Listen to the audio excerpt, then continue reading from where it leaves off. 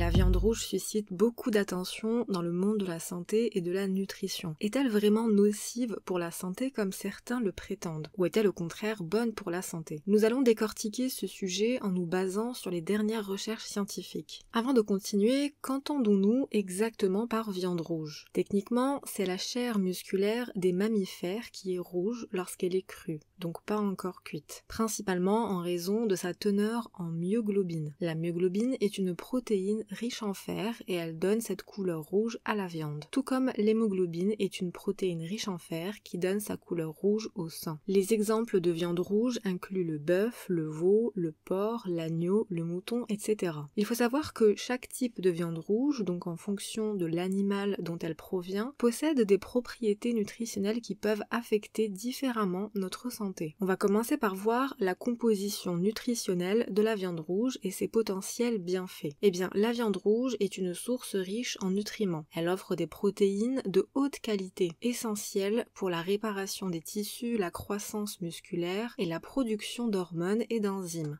Une seule portion de viande rouge couvre environ 25% des besoins quotidiens en protéines d'un adulte moyen, ce qui est vraiment intéressant. Elle est également une source importante de fer héminique, qui est plus facilement absorbable que le fer non héminique trouvé dans les plantes. Le fer est vital pour la prévention de l'anémie. Pour faire court, le fer héminique est noté Fe2+. Il est présent exclusivement dans les aliments d'origine animale et il a la particularité d'être 4 à 5 fois mieux absorbé que le fer non héminique, qui est noté Fe3+, et est retrouvé dans les végétaux. Également, le zinc et la vitamine B12 sont présents en abondance et soutiennent le système immunitaire et aident à maintenir nos fonctions nerveuses en bonne santé. Au-delà de ces nutriments essentiels, la viande rouge contient des niveaux significatifs de vitamine B6 et B3, crucial pour convertir les aliments en énergie et maintenir le métabolisme.